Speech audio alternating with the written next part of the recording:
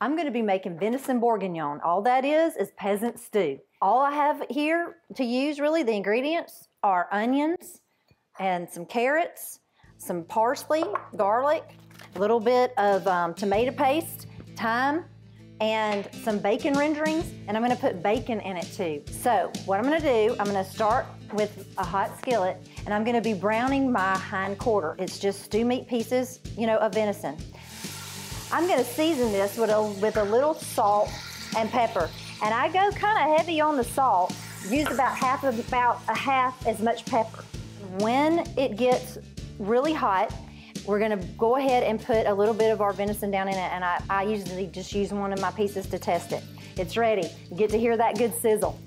All right, you're not gonna let them touch while they're in the pan because you want a good brown on your meat, and if it doesn't get a good brown on it, then it's just gonna be, it's not gonna have a good flavor, and it's not gonna have that beautiful color.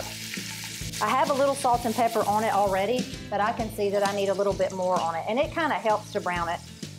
My venison is browned. It is an absolutely beautiful color. I'm doing this in batches so that I didn't crowd the pan, because had I crowded the pan, it would not have browned, it would have steamed. Now I'm going to add the rest of this meat.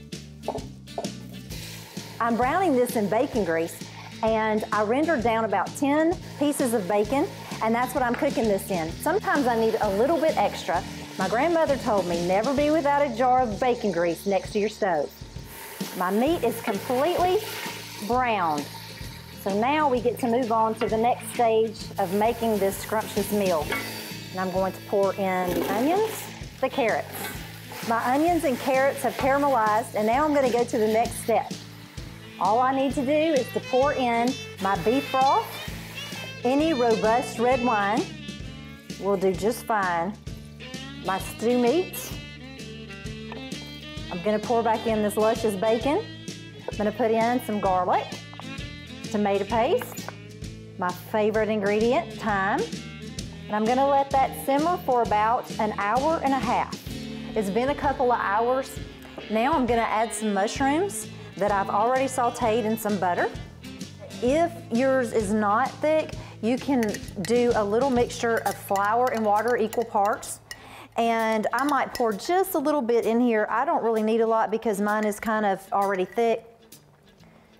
But you can judge, and you can decide how thick you want it. You need to bring it to a boil if you do that to thicken your dish. I'm going to ladle a little bit of this into my bowl. Do you see how scrumptious that is? And I just have to do this. I know that you're not supposed to play with your food, but look at this meat, at how it's just so tender, it just falls apart. Then I'm gonna put a little bit of parsley on here, and I'm gonna put the rest of the parsley in here, turn the heat off, and stir it up. And there you have venison bourguignon.